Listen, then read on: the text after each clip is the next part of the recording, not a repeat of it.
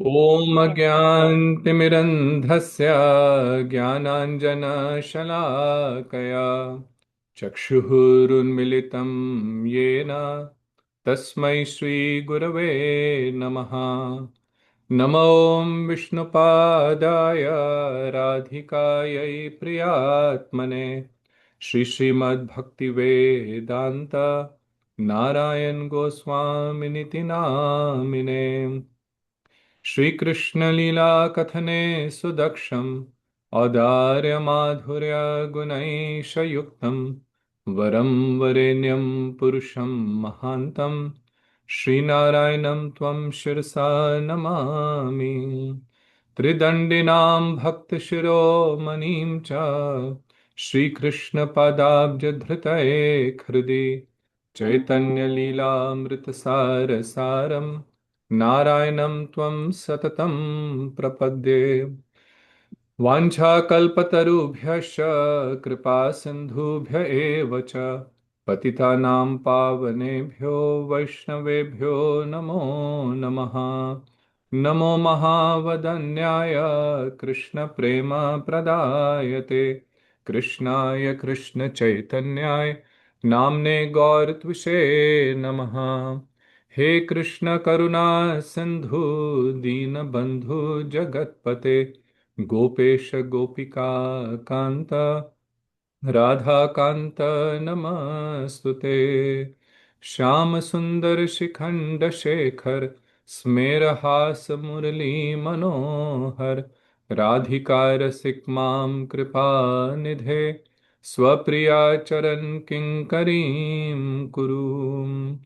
गोवर्धनधरं वन्दे गोपालं गोपरूपिणां गोकुलोत्सवम् ईशानं गोविन्दं गोपिकाप्रियं तप्तकाञ्चन गौराङ्गी श्रीराधे वृन्दावनेश्वरी वृषभानुसुते देवी प्रणमामि हरिप्रिये। तवैवास्मि न जीवामि त्वया विना इति विज्ञाय राधे तन्नय माम चरनन्तिके। भक्त्या विहीनापराधलक्षै क्षिप्ताश्च कामादितरङ्गमध्यै कृपामयि त्वं शरणं प्रपन्ना वृन्दे नमस्ते चरणारविन्दम्। जय श्री कृष्ण चैतन्य प्रभु नित्यानंद श्री अद्वैत गदाधर शिवासादि गौर भक्त वृंद। हरे कृष्णा कृष्ण कृष्ण हरे हरे हरे राम राम राम हरे हरे। सर्वप्रथम मैं अपने गुरुपाद पद्म नित्यलीला प्रविष्ट ओम विष्णुपाद अष्टोत्तर शत श्री श्रीमद् भक्ति वेदांत नारायण गोस्वामी महाराज जी के श्री चरण कमलों में कोटि शत साष्टांग दंडवत प्रणाम करता हूँ। तत्पश्चात सच्चिदानंद ठाकुर श्री भक्ति विनोद जी के श्री चरणों में कोटि कोटि दंडवत प्रणाम। सभी रूपानुगा गुरु वर्गों को कोटि कोटि प्रणाम और सभी भक्तों को मेरा यथा योग्य प्रणाम। तो हम लोगों का बहुत सौभाग्य है कि पुरुषोत्तम मास के इस पावन महीने में हम गुरु गौरांग की कृपा से जैव धर्म का सुचारू रूप से पाठ कर पा रहे हैं। हम लोगों ने पिछली बार 7वें अध्याय की चौथी क्लास करी थी और उसमें हम लोगों ने बहुत सुंदर सुंदर सिद्धांत समझे। देखो, ठाकुर जी की कथा श्रवण करना सबसे रसमयी है, लेकिन भगवान है कौन, भगवान से हमारा संबंध क्या है, जब तक इन विषयों में और इन सिद्धांतों को हम लोग ठीक प्रकार से नहीं समझेंगे तो वास्तव में भक्ति में हम लोग बहुत ठीक प्रकार से प्रतिष्ठित नहीं हो सकते। इसलिए कई बार जैव धर्म को पढ़ना भी थोड़ा कठिन लगता है ना। लेकिन हमारे आचार्यों ने इसलिए ये सब सिद्धांत दिए कि हर चीज को बहुत क्लियरली समझ करके हम भक्ति में बहुत निष्ठा से, निष्ठा पूर्वक सब चीज को समझ करके, केवल भावुकता से नहीं, बहुत समझ करके भक्ति में आगे बढ़ सकें।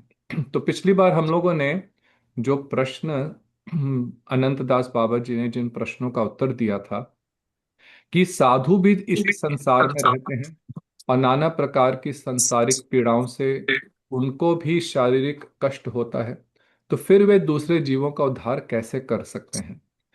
तो अनंतदास बाबा जी ने उत्तर दिया कि देखो, बाह्य रूप से देखने में साधु और जो संसार के जीव हैं वो एक प्रकार लगते हैं, परंतु उनका जो आंतरिक भाव है उसमें बहुत अंतर है। वो निरंतर भगवान की भक्ति में रमे हुए हैं, इसलिए वे संसारिक चीजों से क्लिष्ट नहीं होते। और उनकी जो अवस्था है, फिर उन्होंने बताया कि दो प्रकार के मनुष्य होते हैं, एक विवेकी और एक अविवेकी। जिनको विवेक है कि जड़ वस्तु और चिन्मय वस्तु, इन दोनों में क्या अंतर है, और फिर वे जिनको इनके बीच का जो डिफरेंस है उसके विषय में कोई भी ज्ञान नहीं है, वे हैं अविवेकी व्यक्ति। और इसलिए वे संसार के भोगों में ही निरंतर निर्लिप्त रहते हैं। तो ऐसे विवेकी मनुष्यों की चार क्या अवस्थाएं हैं वो उन्होंने बताई, कि विवेकी, और फिर मुमुक्षु, फिर मुक्त, और फिर भक्त। और बताया कि जो भक्त हैं उनका ही संग वास्तव में अध्यात्म मार्ग में उन्नति के लिए सर्वश्रेष्ठ है।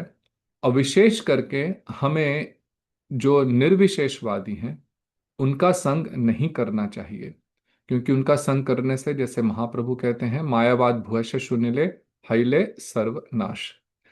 फिर उन्होंने भक्तों की दो अवस्थाएं बताई, कि गृहस्थ भक्त होते हैं और गृह त्यागी, जिन्होंने घर को त्यागा। और फिर प्रश्न था कि गृहस्थ भक्तों का संसार के से क्या संबंध होता है, और उन्होंने बहुत सुंदर इस विषय में बताया कि वे घर में रहते हुए भी, गृह में स्थित होते हुए भी, वे इस प्रकार से अपना गृहस्थी का संचालन करते हैं, इस प्रकार से सारी क्रियाएं करते हैं कि वे कृष्ण से संबंधित होती हैं। पति पत्नी एक दूसरे को कृष्ण का सेवक और सेविका समझ करके एक दूसरे को सहायता करते हैं भक्ति में अग्रसर होने के लिए। उसी प्रकार से अपने पुत्र पुत्री को भी वे भगवान का भक्त देख करके उनका जो देख रेख करनी है, परवरिश करनी है, इसी भाव से करते हैं। और फिर वहां पे जब ठाकुर भक्ति विनोद ने कहा कि कलयुग में सर्वश्रेष्ठ है कि हम गृहस्थ में रहें, क्योंकि इसमें पतन होने की आशंका नहीं है। तो उस विषय में फिर गुरुदेव ने बहुत लंबी कमेंट्री थी, उसमें से हमने जो इम्पोर्टेंट पॉइंट थे वो समझे, और जिनका सार ये था कि जो सन्यास आश्रम है वो सर्वश्रेष्ठ है। वो भगवान के सिर से उत्पन्न हुआ है, तो इसलिए सर्वश्रेष्ठ है। जो संसार से विरक्त हो सकता है वह अवश्य ही सर्वश्रेष्ठ है, परंतु क्योंकि कलयुग में अधिकतर व्यक्ति इस प्रकार के नहीं हैं, अधिकतर व्यक्ति संसार के भोगों में निर्लिप्त हैं, इसलिए गृहस्थ जो है वो अधिकतर लोगों के लिए मंगलमय है। और गृहस्थ में रहते हुए धीरे धीरे वे संसार के भोगों से जैसे विरक्ति होगी, तो फिर वे वानप्रस्थ और संन्यास में प्रवेश कर सकते हैं। तो फिर उन्होंने प्रश्न पूछा कि देखो, जो गृहस्थ हैं वे भी संसार में रहते हैं, और संसार में रहते हुए स्मार्त समाज के अनुसार उनको कई क्रियाएं करनी पड़ती हैं। तो ऐसी स्थिति में वो किस प्रकार से शुद्ध भजन कर सकते हैं? तो ये प्रश्न पिछली बार उन्होंने पूछा था, तो जिसका हम लोगों ने उत्तर पढ़ना प्रारंभ किया था, तो वहीं से हम आगे प्रारंभ करते हैं। आप लोगों के जैसे कोई प्रश्न हो आप पूछिएगा। तो उन्होंने बहुत सुंदर बोला कि देखो, जब इस संसार में रहते हुए हमें कई, और विशेष करके जब गृहस्थ हैं जो विरक्त हैं, उनके लिए तो संसार के स्मार्ट समाज के जितने भी रूल्स रेगुलेशंस हैं कोई आवश्यकता ही नहीं है। परंतु आप समाज में रह रहे हैं, आपको अपने बच्चों को पढ़ाना लिखाना है, फिर उनको बढ़ा करके उनका विवाह करना है, श्राद्ध आदि करने हैं। तो इन सबको वे कहते हैं कि वे करें, लेकिन कृष्ण से संबंधित करके। परंतु जो काम्य कर्म है, ये पिछली बार भी हम लोगों ने डिस्कस करा था, जो भोग आदि के लिए हैं, उन कर्मों को नहीं करना चाहिए। और कहा कि देखो, इस संसार में रहते हुए कोई भी व्यक्ति पूर्ण रूपेण निरपेक्ष नहीं हो सकता। क्यों? क्योंकि हमें ये जड़ शरीर प्राप्त हुआ है। इस शरीर के हम अधीन हैं। किस सेंस में? कि हमारे को भूख लगेगी, उसके लिए कुछ खाना है। शरीर को ढकने के लिए वस्त्र चाहिए। रहने के लिए एक छत चाहिए। तो इसलिए हम लोगों को जब इस संसार में रहते हैं तो पूर्ण रूपेण हम निरपेक्ष नहीं हो सकते। जब बीमारी होगी तो औषधि भी चाहिए, कुछ मेडिसिन चाहिए, है ना। तो वो कह रहे हैं निरपेक्ष होने का तात्पर्य अपनी आवश्यकताओं को संकोच करना मात्र है। ये पिछली बार भी हमने इस विषय को पढ़ा था, और ये भक्ति के लिए बहुत ही आवश्यक है इस बात को समझना। देखो, हम लोगों के भाग्य के अनुसार जो हमें मिलेगा वो अवश्य ही आएगा। उसके लिए कुछ जितना आवश्यक है प्रयत्न करें, और कुछ बिना प्रयत्न करने से ही, क्योंकि हमारे भाग्य में है, वे मिल जाएगा। लेकिन जो अपनी ओर से प्रयत्न करें, वे कह रहे हैं कि उतना ही करें जितनी आवश्यकता है इस शरीर को और अपने परिवार को, क्योंकि गृहस्थ में रह रहे हैं, अपने परिवार की देख रेख के लिए कितनी जितनी आवश्यकता है। तो बलि महाराज के पास भी जब भगवान वामन देव गए, तो भगवान वामन देव ने जब 3 पग जमीन मांगी, तो बलि महाराज ने कहा कि तुम लगते ब्राह्मण बड़े तेजस्वी हो, परंतु छोटी आयु के हो ना, इसलिए बुद्धि थोड़ी सी कम है। मैं तो तुम्हारे को पूरा एक द्वीप दे सकता हूं ना। तो तुम मुझसे क्या मांग रहे हो? केवल 3 पग जमीन। तो भगवान वामन देव कहते हैं, यावंतो विषय पृष्ठ त्रिलोकायाम अजितेंद्रियम, कि जो व्यक्ति अजितेंद्रिय है, अर्थात जिसको अपनी इंद्रियों पर वश नहीं है, ना शक्नुवंती ते सर्वे प्रतिपूरितम नृपः, कि यदि उसको सारा संसार भी मिल जाए, तुम एक द्वीप की बात करते हो, यदि उसको पूरा संसार भी मिल जाए तब भी उसकी तृप्ति नहीं होगी। तो इसलिए हमें इस विषय में सतर्क रहना चाहिए कि इंद्रियां तो ऐसी हैं, ये अग्नि के समान हैं। इनको जितना ईंधन देते जाएंगे, जितना फ्यूल डालेंगे ना, अग्नि कभी भी उससे शांत नहीं होगी। और पिछली बार भी जैसे मैं कह रहा था कि अधिकतर लोगों के पास इतना है कि वे बहुत शांति से 2 समय की रोटी खा सकते हैं, है ना। वस्त्र भी हैं, रहने के लिए घर भी है। परंतु हम इतना परिश्रम किस लिए कर रहे हैं, ये स्वयं हम भी नहीं जानते। वो सब चीजें एकत्रित करने के लिए जिनकी ना तो हमें आवश्यकता है और ना ही अपने साथ लेकर के जाएंगे। इस जीवन में भी आवश्यकता अधिक नहीं है। तो इसलिए जो समय इन सब चीजों को एकत्रित, जितनी चीजें इकट्ठी करेंगे फिर उनको मेंटेन करना, जो समय उसके लिए जाता है, वो समय हम भजन में लगाएं। हम लोग जब बचपन में थे, स्कूल में हमें कुछ ये दोहे पढ़ाए जाते थे। तो एक दोहा जो मुझे याद है अभी भी, कबीर जी का दोहा, कि साईं इतना दीजिए जाके कुटुंब समाए, कि हे प्रभु मुझे इतना दो कि जिससे मैं अपने कुटुंब का पालन पोषण कर सकूं, मैं भी भूखा ना रहूं। हाँ, और जो अतिथि है, जो घर में कोई व्यक्ति है, वो भी भूखा ना जाए। तो यही हम पहले जो वैदिक समय था, और कुछ समय पहले तक भी, यदि आप अपने दादा परदादा के समय का समय सोचें, वो लोग इसी के अनुसार अपना जीवन यापन करते थे कि जितनी आवश्यकता है उतना ही इकट्ठा करो। तो इसमें वो कह रहे हैं कि निरपेक्ष होने का तात्पर्य यह है कि जो हमारी को आवश्यकता है उसके लिए मनाही नहीं है, लेकिन आवश्यकता से थोड़ा अधिक भी रख लो, है ना, क्योंकि इमरजेंसी के लिए एक फंड चाहिए। लेकिन इतना अधिक जिसकी कोई आवश्यकता ही नहीं है, उसके लिए मनाही है। तो कह रहे हैं जहां तक अधिक से अधिक निरपेक्ष रहा जाए उतना ही अच्छा, और भक्ति पोषक है, भक्ति के लिए यह सर्वश्रेष्ठ है। अब यहाँ पे एक वो बहुत सुंदर बात कहते हैं कि देखो, पूर्वोक्त सारे कर्म, जो कर्म बताए कि अपने पुत्र पुत्री का विवाह करना है, श्राद्ध आदि करना है, ये जितने भी कर्म हैं, यदि इनको कृष्ण के साथ जोड़ दिया जाए तो उनमें जो दोष है वो चला जाता है। कि जैसे विवाह के समय संतान की कामना या प्रजापति की उपासना न कर, यदि केवल ऐसी भावना करे कि मैं एक ऐसी कृष्ण दासी का संग्रह कर रहा हूं जो मुझे कृष्ण की सेवा में सहयोग दे सकेगी, तो ऐसी भावना भक्ति के अनुकूल होती है। तो इस भाव से कि अब मेरे घर में शादी करके आ रहा हूँ, लड़का हो अथवा लड़की हो, कि अब हम खूब एंजॉय करेंगे, ये होगा वो होगा, संसारिक भोग वासना की इच्छा ना करके, देखो अधिकतर तो ऐसा ही होता है।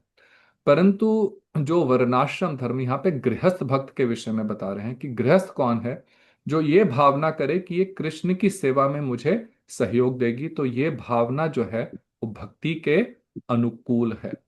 उसी प्रकार से कहते हैं कि जो भी जो विषयों में आसक्त पुरोहित आदि हैं, है ना, जो संसारिक लोग हैं, वो भले कुछ भी क्यों नहीं कहें, मनुष्यों को अपने ही संकल्पों का फल मिलता है। देखो दुनिया कुछ भी कहे ना, विशेष करके जब भक्ति में आते हैं तो कई लोग नाना प्रकार की बातें कहते हैं। अब देखो दुनिया में तो आप किसी को भी प्रसन्न नहीं कर सकते। यदि जगत को प्रसन्न करने जाएंगे ना तो कोई भी प्रसन्न नहीं होगा।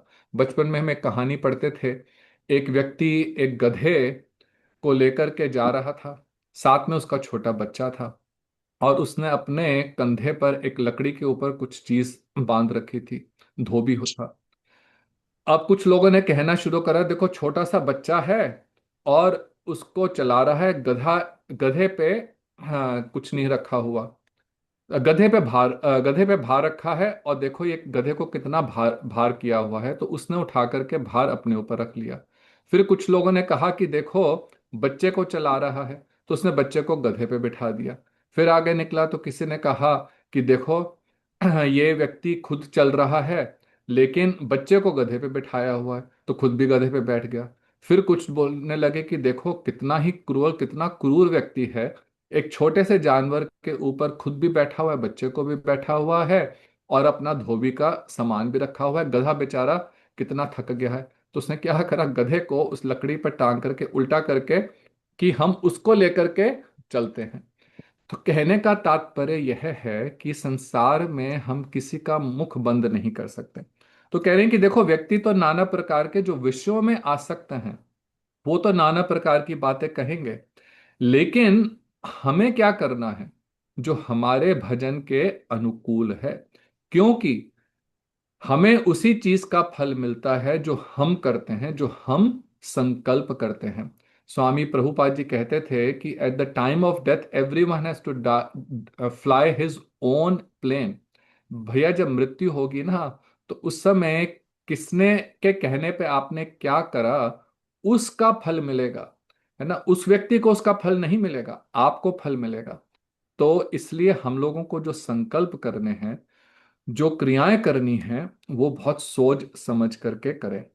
तो इसलिए वो कह रहे हैं कि देखो जब श्राद्ध है, अब यहाँ पे कई बार भक्तों को ये प्रश्न होता है कि श्राद्ध है, किस प्रकार से और हम थोड़ा श्राद्ध फोन करें। रूप के तो जिस प्रकार से पापा जी ना स्मार्ट लोग बाबा श्राद्ध करते हैं, हम लोग उस प्रकार से श्राद्ध नहीं करते।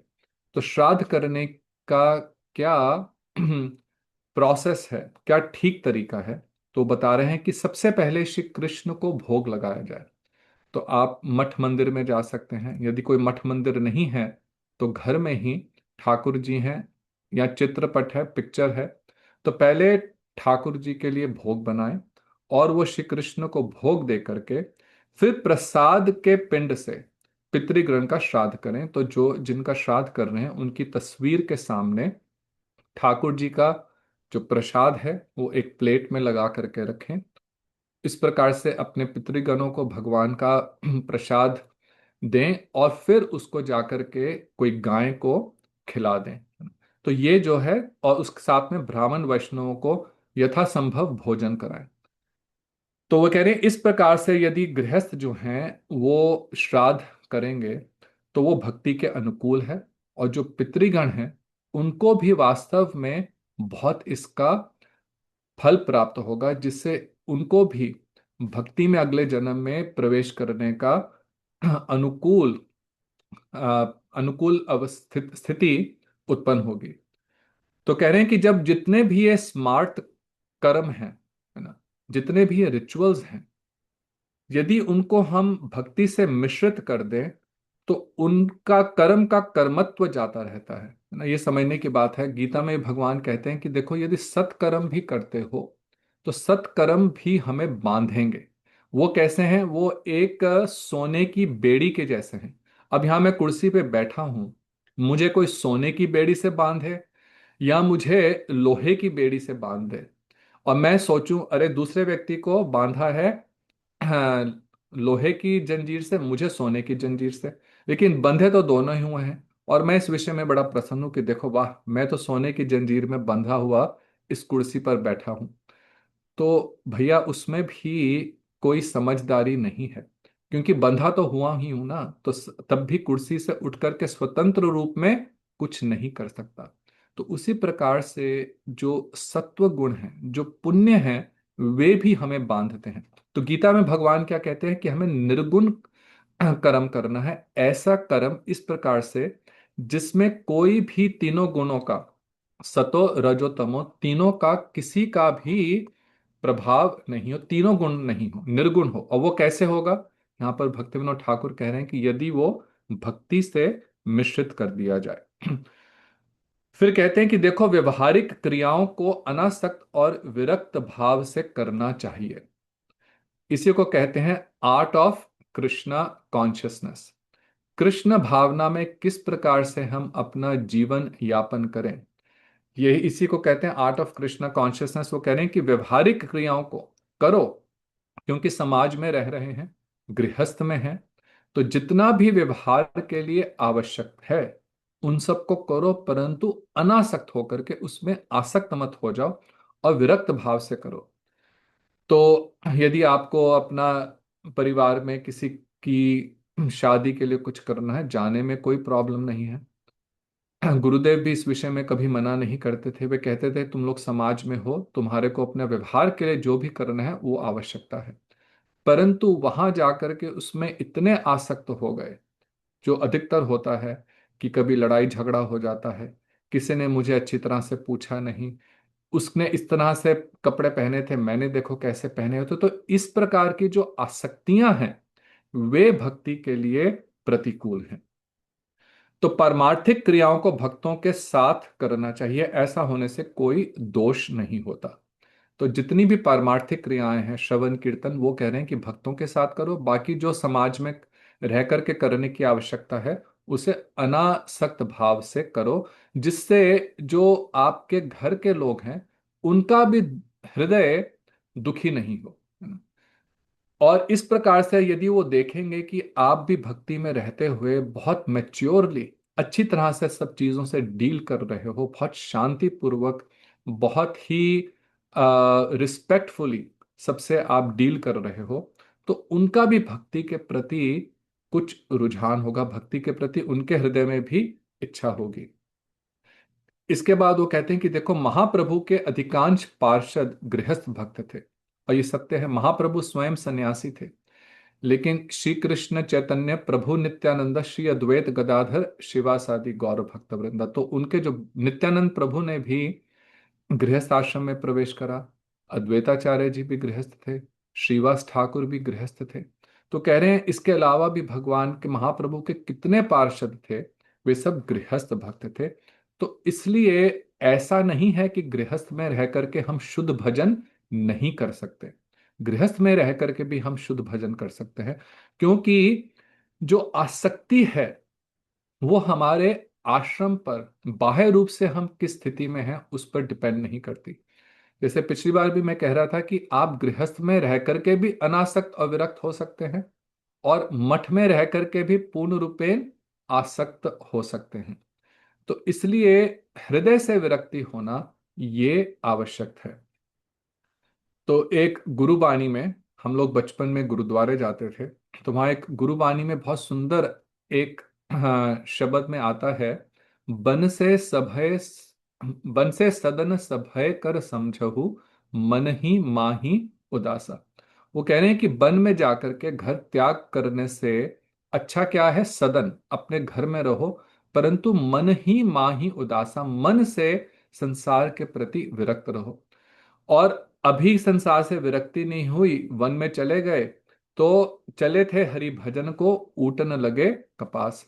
और चले थे तो हरि भजन को, लेकिन फिर भी क्योंकि हृदय में आसक्ति अभी है, तो क्या करेंगे, सब चीजों को एकत्रित करना फिर प्रारंभ शुरू करेंगे, फिर हर चीज पे ये मेरी है, ये मेरी जमीन, मेरी बिल्डिंग, मेरा मठ, मेरा वो, इन सब के विषय में फिर पुनः उसी प्रकार से जैसे संसार के लोग झगड़ा करते हैं वो हो जाएगा। इस विषय में अभी आगे भक्तिविनोद ठाकुर बहुत सुंदर रूप से समझाएंगे।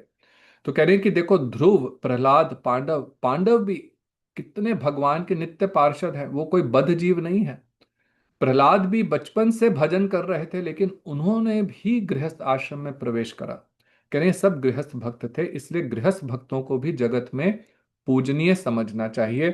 परंतु बात क्या है, गृहस्थ हो तो वास्तव में गृहस्थ हो जिस प्रकार से शास्त्रों में वर्णन है। केवल घर में रहना ही गृहस्थ नहीं होता, घर में रह करके भक्त भक्ति करना, शुद्ध भजन करना, ये वास्तव में गृहस्थ भक्त का लक्षण है। तो फिर यादव दास जी प्रश्न करते हैं कि देखो, यदि गृहस्थ भक्त इतने पूजनीय हैं, भगवान को भी प्रिय हैं, उनके इतने पार्षद स्वयं गृहस्थ थे, तो फिर ऐसा क्यों होता है कि कुछ गृहस्थ लोग गृह को त्याग करते हैं? तो अनंत दास बाबा जी ने कहा कि देखो, गृहस्थ भक्तों में ही कोई कोई गृह त्यागी वैष्णव होने के लिए अधिकारी होते हैं। तो बात इसमें क्या है कि अधिकार होना चाहिए, एलिजिबिलिटी होनी चाहिए। जैसे हमारे गुरुदेव, गुरुदेव भी गृहस्थ आश्रम में थे, गृहस्थ आश्रम में रहते हुए और वे नौकरी कर रहे थे, बिहार पुलिस में बहुत सीनियर पोस्ट पे थे, और बहुत लंबा चौड़ा परिवार भी था। परंतु जब भक्तों के साथ संबंध संपर्क हुआ, उनसे हरि कथा श्रवण करी, तो ऐसा वैराग्य हृदय में उत्पन्न हुआ, ऐसा वैराग्य कि अब उनसे घर में रहना पूर्ण रूपेण कठिन हो गया। और वो सब कुछ छोड़ करके, छोटी उम्र ही थी, 25-26 वर्ष की उम्र में सब कुछ त्याग करके अपने गुरुदेव के पास आए। और गुरुदेव को, परम गुरुदेव श्री भक्ति प्रज्ञान केशव गोस्वामी महाराज को बोला कि जो मेरे संसार के प्रति जितनी आसक्ति, ममता, अटैचमेंट जो था, हे गुरुदेव, मैं आपके श्री चरणों में समर्पित कर रहा हूं। और देखो कितने निष्ठा से उन्होंने 65-70 साल संन्यास आश्रम में रह करके, कितनी निष्ठा पूर्वक एक आदर्श, किस प्रकार से संन्यास आश्रम में रहना चाहिए, उसका उन्होंने आदर्श स्थापित करा। बहुत बार प्रयत्न करा उनके परिवार के लोगों ने उनको घर ले जाने के लिए, एक दो बार गए, लेकिन फिर उनको समझा बुझा करके पुनः वापस आ गए। और ऐसा उनका तेज था कि धीरे धीरे उनके घर के भी सभी लोग आकर के भक्त बन गए। उनके स्वयं पिता आकर के उन्होंने भी वैष्णव दीक्षा ग्रहण करी, उनके भाइयों ने वैष्णव दीक्षा ग्रहण करी, उनकी जो पुत्रियां, सब ने धीरे धीरे, जो पूर्व आश्रम के भी लोगों ने, सब ने वैष्णव दीक्षा ग्रहण करी। तो वो कह रहे हैं कि ऐसा जो वास्तव में एलिजिबल हो, अधिकारी हो, वो गृह को त्याग कर सकता है, परंतु ऐसे व्यक्ति संख्या में बहुत ही कम है। तो ऐसा नहीं है कि है नहीं। तो पुनः कहने का तात्पर्य है कि कलयुग में भी संन्यास आश्रम में कोई प्रवेश कर सकता है, परंतु ऐसे बहुत कम भक्त लोग हैं, उनकी संख्या बहुत कम है, और उनका संग भी अत्यधिक दुर्लभ है। तो फिर उन्होंने पूछा कि देखो, अब प्रश्न उठता है कि गृह त्याग का अधिकार कैसे प्राप्त होता है, इसके लिए एलिजिबिलिटी क्या है, और यही समझने की बात है।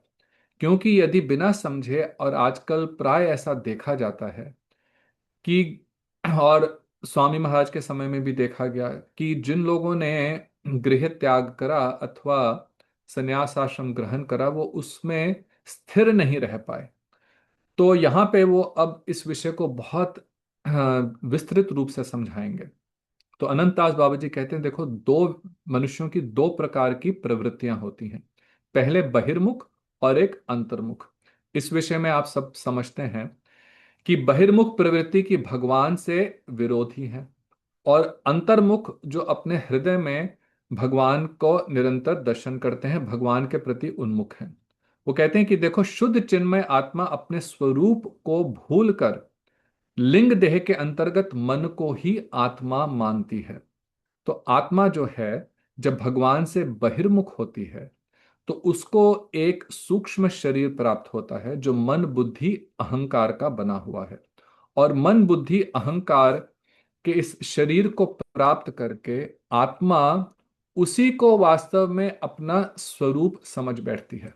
अब ये बहुत समझने वाली बात है, इसको एक बड़े सिंपल तरीके से समझेंगे। देखो, हम लोग समझते हैं कि वास्तव में सब आत्मा है, और आत्मा जो है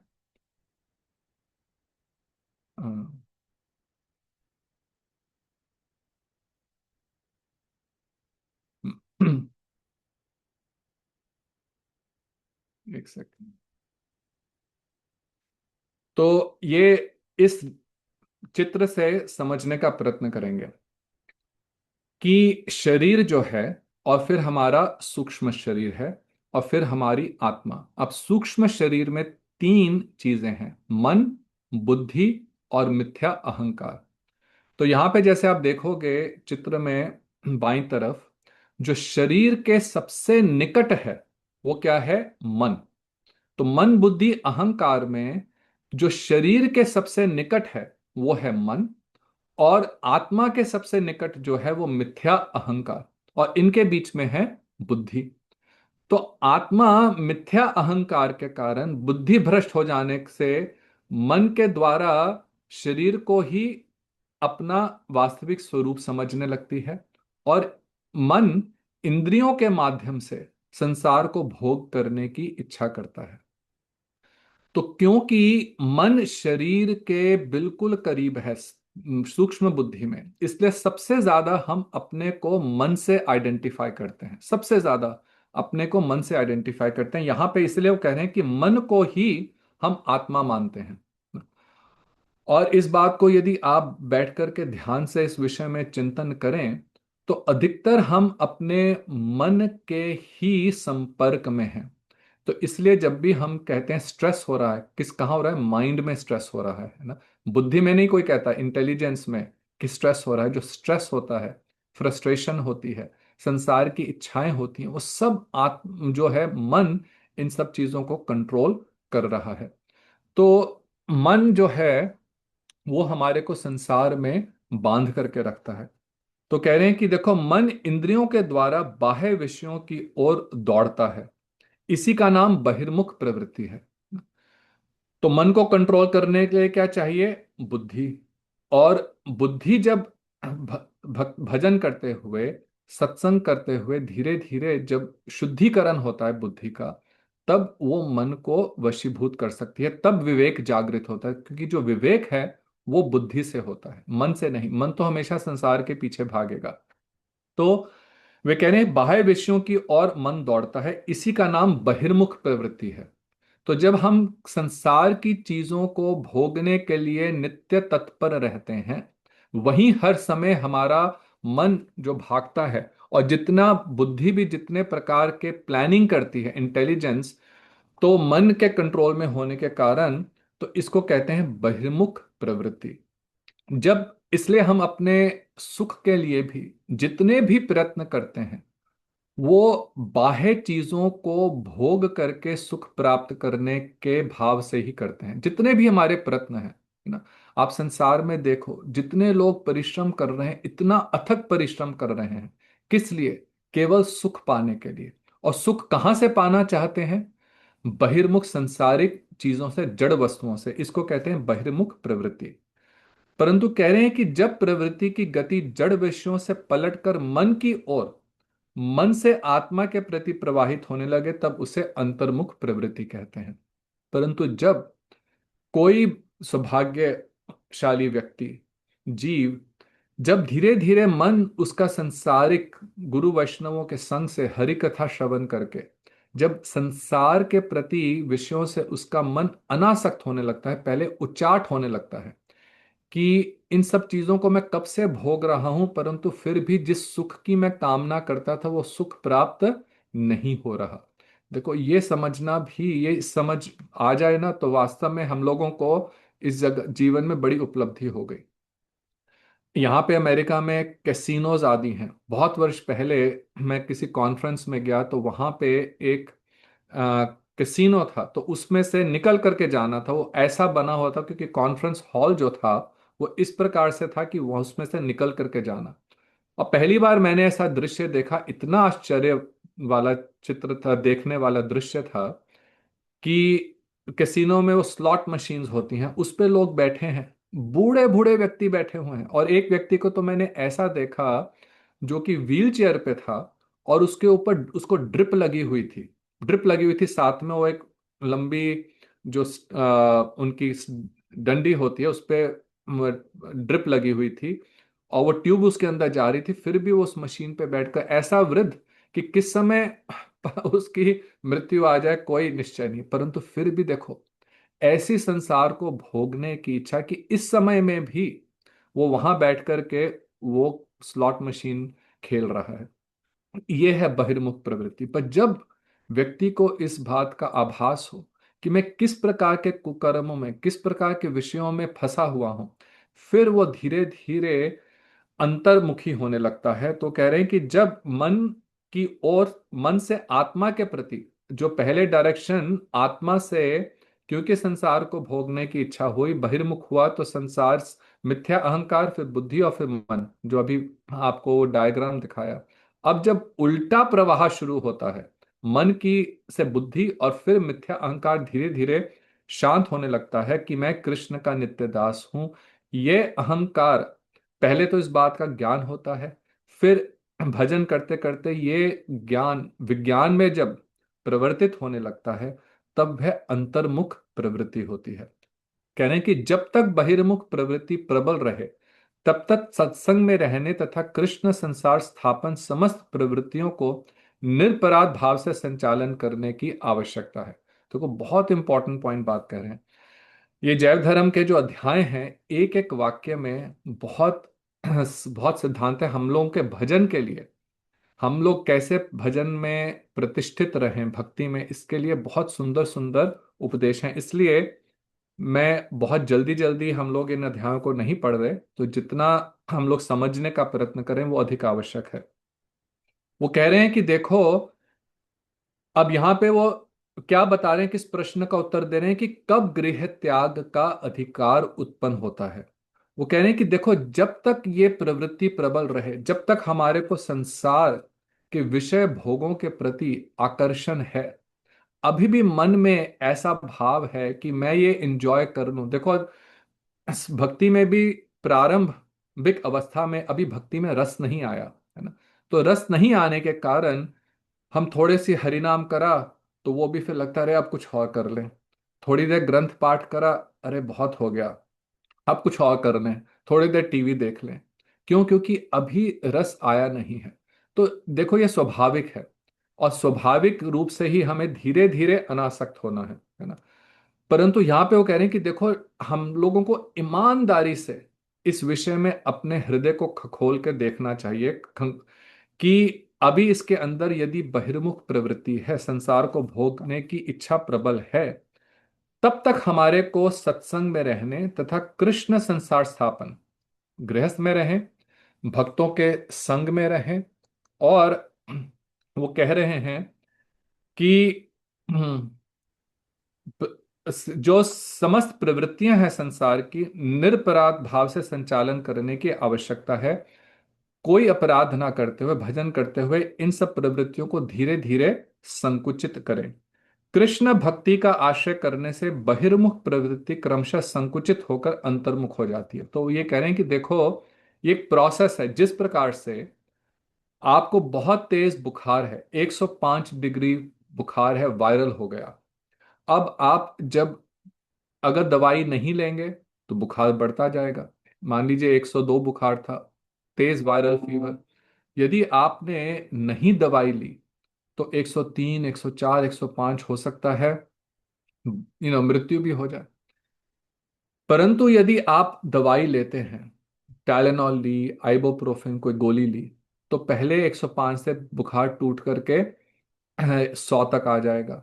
लेकिन 8 घंटे बाद या 6 घंटे बाद दोबारा बुखार चढ़ेगा, फिर गोली लो, फिर बुखार टूटेगा। तो ऐसे करते करते दूसरे दिन में क्या होगा, 105 से 102 पे स्टेबलाइज हो जाएगा, लेकिन अभी भी गोली खानी पड़ेगी। तो ये क्या हो रहा है, बुखार धीरे धीरे कम हो रहा है। तो मेडिसिन लेने से एक ये प्रोसेस है बुखार को कम करने का। तो उसी प्रकार से वो कह रहे हैं कि जब कृष्ण भक्ति का आश्रय लेते हैं, तो अभी ये जो हमारे को भव रोग, ज्वर, इसलिए ज्वर कहते हैं, ये जो ज्वर है अभी बहुत बहुत हाई है, बहुत हाई ज्वर है ना। 110, 200 डिग्री, बहुत ऊंचा ज्वर है। अभी हम लोगों ने हरि नाम रूपी मेडिसिन ली, कृष्ण कथा रूपी मेडिसिन ली, तो थोड़ा ज्वर नीचे आता है। जब हम कथा सुनते हैं तब लगता है कि देखो क्या संसार में हम आ सकते हैं, किन पचड़ों में पड़े हुए हैं। तो क्या हुआ, थोड़ा सा बुखार कम आ गया। अब कथा कम हुई, अब घर बार की बातें करने लगे, फिर उन्हीं चीजों में फिर आसक्ति हो गई, तो फिर ज्वर बढ़ गया। लेकिन उस कथा को सुनने का, वो हरि नाम करने का कुछ फल अवश्य हुआ। और वही धीरे धीरे धीरे धीरे करते हुए वो क्या होगा कि ज्वर जैसे आइबोप्रोफेन या टाइलेनॉल लेने से कम होता है, ये जो भव रोग का ज्वर है ये भी धीरे धीरे कम होने लगेगा। अर्थात जो हमारी बहिर्मुख प्रवृत्ति है, संसार को भोगने की जो हमारी टेंडेंसीज हैं, वो कम होने लगेंगी और अंतर्मुख होने लगेगा।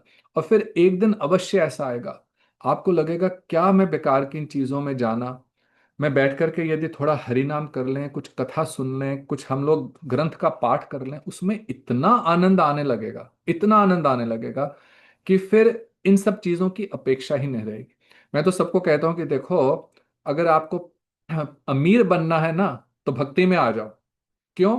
क्योंकि हम लोगों का पैसा खर्च ही सबसे ज्यादा कहाँ होता है, संसार की चीजों को भोगने के लिए। और भक्ति में आकर क्या होगा, कृष्ण नाम, कृष्ण कथा, कृष्ण सेवा, जिसमें एक पैसा भी खर्च नहीं होता। तो आपकी फिर सारी जो कमाई है वो बचत ही बचत है। तो इसलिए भक्तों को तो वास्तव में दोनों हाथों में लड्डू हैं। दुनिया को देखने में लगता है कि ये संसार से देखो ये क्या एंजॉयमेंट करते होंगे, क्या करते होंगे, लेकिन वास्तव में जो भक्ति का आनंद प्राप्त कर रहे हैं उनको तो दोनों हाथों में लड्डू हैं। तो इस विषय में हम लोगों को थोड़ा सा उत्साह रखना है और थोड़ा सा धैर्य रखना है, क्योंकि जैसे जैसे बहिर्मुख प्रवृत्ति अंतर्मुख होगी, स्वतः ही आनंद की अनुभूति है वो बढ़ती जाएगी। तो कह रहे हैं जब प्रवृत्ति संपूर्ण रूप से अंतर्मुख हो जाए, तभी गृह त्याग करने का अधिकार होता है। तो अब यहां पे उन्होंने बोला, यहां पे तो उन्होंने बहुत हाई स्टैंडर्ड रख दिया। हाई स्टैंडर्ड क्या रखा कि जब पूरी तरह से, जब वो बहिर्मुख प्रवृत्ति है वो अंतर्मुख हो जाए।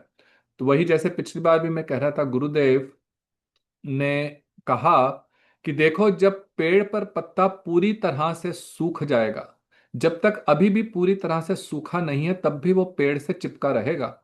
परंतु जब सूख गया और उसी तरह से जैसे फल पूरी तरह से परिपक्व हो गया, पूरी तरह से मैच्योर हो गया, तो आम अपने आप टूट करके पेड़ से नीचे गिरेगा, पत्ता सूख करके अपने आप पेड़ से नीचे गिरेगा। उससे पहले यदि आप, जो आजकल अधिकतर होता है, हम पहले ही आम आदि को तोड़ लेते हैं। अभी मैंने एक वीडियो देखी, वो दिखा रहे थे बंगाल में किसी व्यक्ति ने वीडियो करी इस बात में लोगों को वार्निंग देने के लिए, भैया आम मत खाओ, क्योंकि वो किस तरह से कच्चे आम तोड़ करके और उसको किस तरह से केमिकल्स के द्वारा वो उसको पकाते हैं, है ना, उसका रंग बदलते हैं, पकाते हैं। तो वो कितना जहर, आपको लग रहा है आम खा रहे हैं, लेकिन आम के माध्यम से शरीर में जहर जा रहा है। तो ऐसी तो आजकल की स्थिति हो गई है। परंतु यदि वास्तव में पका हुआ आम अपने आप, तो उसमें स्वाद भी बहुत अधिक होगा। तो उसी प्रकार से वो कह रहे हैं कि जब पूरी तरह से संपूर्ण रूप से अंतर्मुख हो जाए तभी गृह त्याग करने का अधिकार होता है। अब देखो भक्ति विनोद ठाकुर ये आगे के भी जो प्रश्न हैं इस विषय में, वो इसलिए कह रहे हैं क्योंकि उस समय की ऐसी अवस्था थी कि कई लोग गृह त्याग करके बाबा जी वेश धारण करके फिर हर प्रकार के कुकर्म कर रहे थे।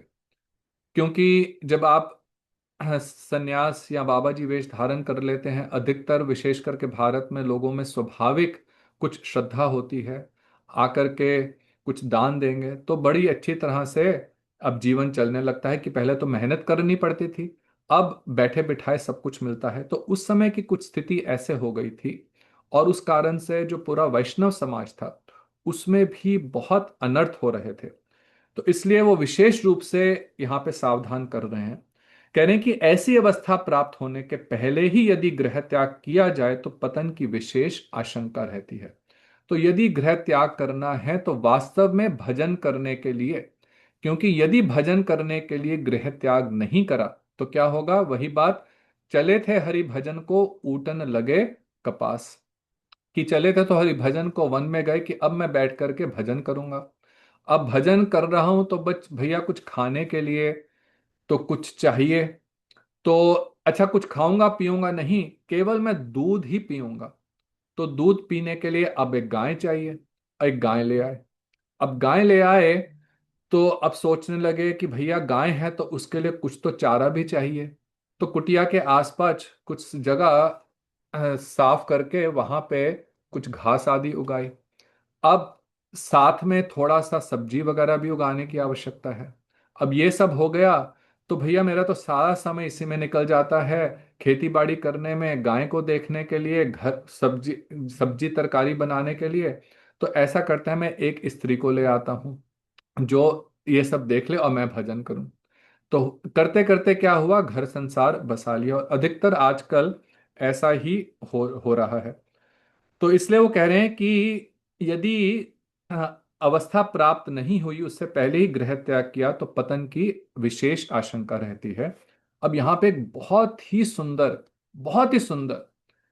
भक्तिविनोद ठाकुर जी ने बात कही है, इसको ध्यान से सुनिए। वो कहते हैं, गृहस्थ आश्रम जीवों के लिए एक पाठशाला स्वरूप है, जहां वह परमार्थ तत्व की शिक्षा प्राप्त करता है तथा आत्म तत्व को विकसित करने का सुयोग प्राप्त पाता है। शिक्षा समाप्त हो जाने पर पाठशाला का परित्याग करना चाहिए। देखो कितना सुंदर बात उन्होंने बोली। और इसी कारण से जो हमारा वैदिक धर्म है, जो वर्णाश्रम है, ये इतना साइंटिफिक है, इतना वैज्ञानिक है। और एक जन्म, ये जो यात्रा है, जिस यात्रा पे हम चले हैं भगवान को प्राप्त करने की, ये एक दो जन्मों की यात्रा नहीं है।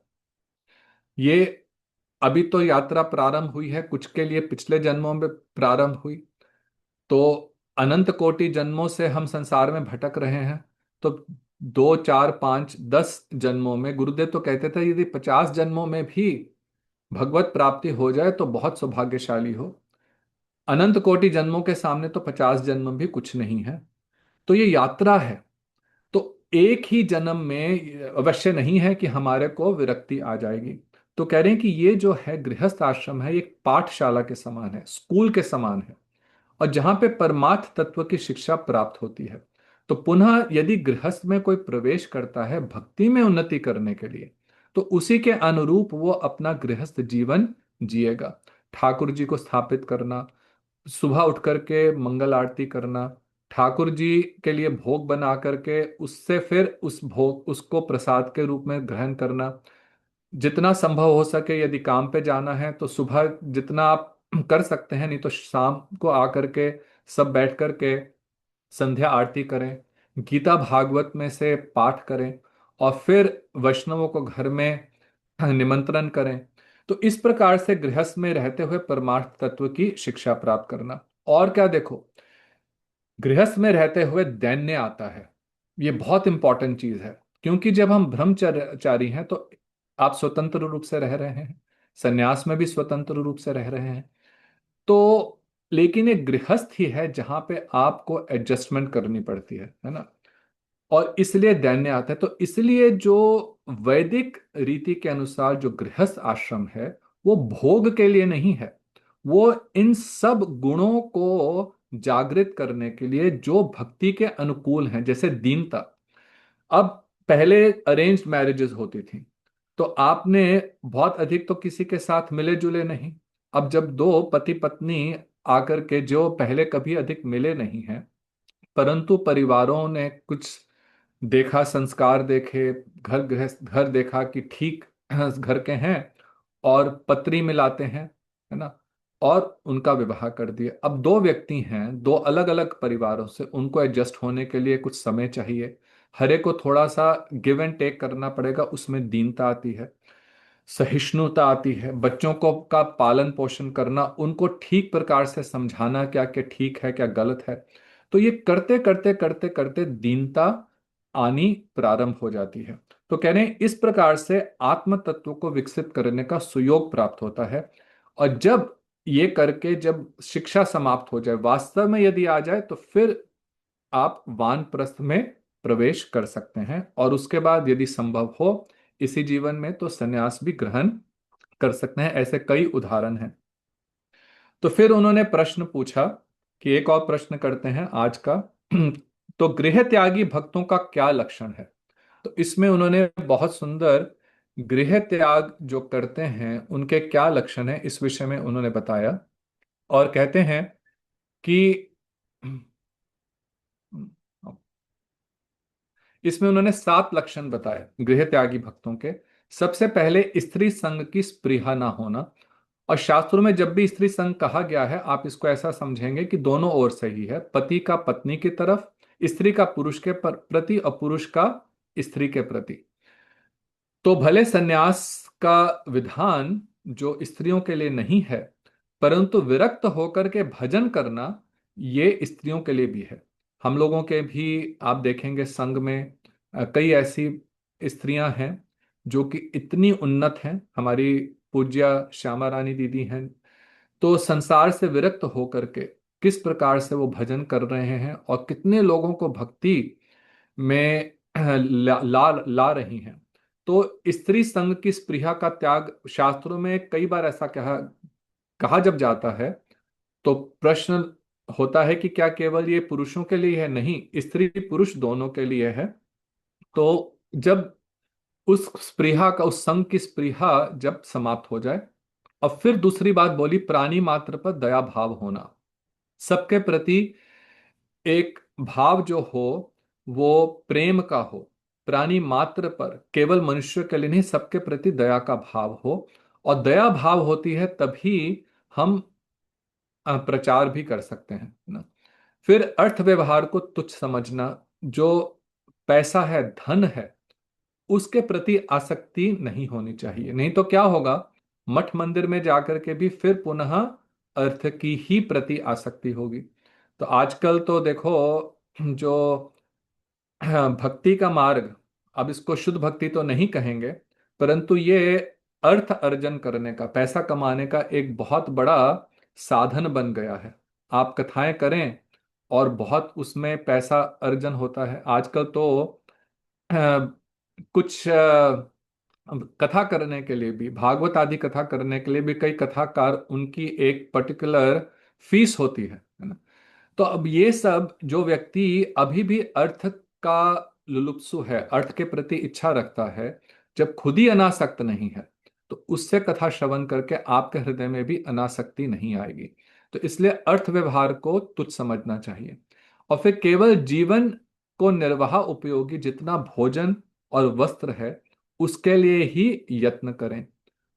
और पांचवी उन्होंने बात बोली कि कृष्ण के प्रति विशुद्ध प्रीति होना, और बहिर्मुख लोगों के संग से दूर रहना। जो भगवान के प्रति समर्पित नहीं है उनसे दूर रहें। और जीवन मरण में राग द्वेष ना होना। उसको फिर इस विषय में बिल्कुल चिंता नहीं करनी चाहिए कि मेरा जो जीवन है, कि कब मेरे जीवन समाप्त हो जाएगा। अब जब जीवन पूर्ण रूपेण से गुरु के चरणों में, कृष्ण के चरणों में समर्पित करा, तो फिर इस विषय में कोई भी राग द्वेष नहीं हुआ। भक्ति विनोद ठाकुर जी का एक बहुत सुंदर भजन है, मानस देह गेह जो किछु मोर। उसमें वो कहते हैं, राख भी मारव भी राख भी जो इच्छा तुहार, नित्य दास प्रति तुवा अधिकार। कि हे प्रभु, आप मुझे रखो अथवा मुझे मारो, आपकी जैसी इच्छा है आप करो। मैं आपका नित्य दास हूं, आपका कुकुर हूं, आपकी जैसी इच्छा है आप रखो। तो इस प्रकार का व्यक्ति का, जब उस भक्त का जब भाव है, तभी वो पूर्ण रूपेण से विरक्त होकर के स्वतंत्र रूप से संसार में रहते हुए प्रचार भी कर सकते हैं, पूर्ण रूपेण से कृष्ण और गुरु के ऊपर आश्रित होकर के वे स्वतंत्र रूप से और निरपेक्ष रहते हुए अनासक्त होकर के भजन कर सकते हैं। तो इसके बाद उन्होंने भागवत से 3 श्लोक उद्धृत करे। इन श्लोकों को पढ़ेंगे। सबसे पहले कहते हैं, ये श्रीमद् भागवतम के 11वें स्कंध के दूसरे अध्याय का श्लोक है, जहां पे श्री हवि, ये नवयोगेंद्र में से एक हैं, ये महाराज निमि के प्रश्नों का उत्तर दे रहे हैं, जिसमें महाराज निमि ने प्रश्न पूछा था कि जो 3 प्रकार के भक्त हैं, उत्तम, मध्यम और कनिष्ठ, इन तीनों के क्या लक्षण हैं। तो हवि कहते हैं, सर्वभूतेषु यः पश्येत् भगवत भावम आत्मनः भूतानि भगवती आत्मनि एष भागवत उत्तमः। तो यहाँ पे उत्तम भक्तों के लक्षण बता रहे हैं कि देखो, सर्वभूतेषु यः पश्येत्, जो सब प्राणियों में भगवान के दर्शन करता है, परमात्मा के दर्शन करता है, और भूतानी भगवती आत्मनि, सबको आत्मा के आत्मा स्वरूप श्री कृष्ण में समस्त भूतों को देखता है, और समस्त भूतों में आत्मा के आत्मा स्वरूप कृष्ण को देखता है, तो वही उत्तम भागवत है। तो भगवान को सब में देखता है और सबको भगवान में दर्शन करता है, वही उत्तम भक्त है। अर्थात किसी के प्रति भी उसका द्वेष का अथवा आसक्ति का भाव नहीं है, यह कहने का तात्पर्य है। किसी के प्रति भी द्वेष भाव नहीं है। देखो, द्वेष भाव के कारण ही, और ये बड़ी ही आश्चर्यचकित बात है कि हम लोग कहते हैं कि हम कृष्ण के भक्त हैं, और हम लोग कहते हैं कि हम शरीर नहीं जीवात्मा है, इस बात का प्रचार करते हैं, लेकिन वही प्रचार करने वाले भी इन्हीं के आधार पर फिर भेदभाव भी करते हैं। तो क्यों? क्योंकि अभी तक भी अनुभूति नहीं है। देखो, ज्ञान एक बात है, पढ़ करके कोई भी बोल सकता है, कथावाचक कोई भी बन सकता है, लेकिन उस सिद्धांत का, उस उन तत्वों का अनुभव होना, अनुभूति होना, वो केवल आपके व्यवहार से ही दर्शित होगा। आप कथा बहुत सुंदर बोल लेते हैं, इससे ये पता नहीं चलेगा, परंतु आप व्यवहार कैसे करते हैं, किस प्रकार से आप अनासक्त होकर के सबके प्रति आदर का भाव रखते हुए किसी चीज के प्रति स्वामित्व नहीं रखते, तो स्वामी का भाव नहीं रखते, भोग वृत्ति नहीं, बुद्धि नहीं रखते, तो उससे पता चलेगा। तो इसीलिए वो आगे कहते हैं, अब ये तीसरे स्कंद का 25वां श्लोक है, 25वें अध्याय का 22वां श्लोक, जहां पे भगवान कपिल देव माँ देवहूति को बोल रहे हैं, मयि अन्येन भावेन भक्तिं कुर्वन्ति ये दृढ़ाम् मत्कृते त्यक्त कर्माणः त्यक्त स्वजन बांधवः। तो भगवान कपिल देव कहते हैं कि जो लोग अन्य अन्य देवी देवियों की पूजा में आस्था ना रखकर मयि अन्येन भावेन, मुझ में ही अनन्य भाव से कैसे भक्ति कुर्वन्ति ये दृढ़ाम, दृढ़ भाव से भक्ति करते हैं, तो मत कृते त्यक्त, वो मेरे लिए संपूर्ण कर्म तथा स्त्री पुत्र बंधु बांधव आदि सभी सगे संबंधियों को त्याग देते हैं। तो जिनके अंदर कृष्ण के प्रति ये अनन्य भक्ति उत्पन्न हुई है। और फिर पुनः 11वें स्कंध के दूसरे अध्याय में ही जो नवयोगेंद्र महाराज निमि को हवि जी ही एक और यहाँ पे बहुत सुंदर श्लोक कह रहे हैं, विसृजति हृदय न यस्य साक्षात् धरी वशाभिहितो अपि अघोघनाशः प्रणय रसनया घृतांघ्रि पद्मः स भवति भागवत प्रधान उक्तः। कि विवशता से भी जिनका नाम उच्चारण करते ही जीवों का सब पाप दूर हो जाता है, उन श्री हरि के चरण कमलों को जिन्होंने प्रेम की डोर से अपने हृदय में बांध रखा है ना, तो जिन्होंने भगवान से, जिनके प्रति, जिनके हृदय में भगवान के प्रति प्रेम हो गया है, वो, जिनको भगवान से के प्रति प्रेम हो गया है, वे पुरुष भगवान के भक्तों में प्रधान हैं। तो यहाँ पे फिर उत्तम भक्तों की का वो वर्णन कर रहे हैं कि उत्तम भक्त कौन है। तो फिर वो प्रश्न पूछते हैं यहाँ पे कहते हैं कि जिन गृहस्थ भक्तों में ये सब लक्षण समूह प्रकाशित होते हैं वे अब कर्म करने के लायक नहीं हैं, इसलिए वे गृह त्यागी हो पड़ते हैं।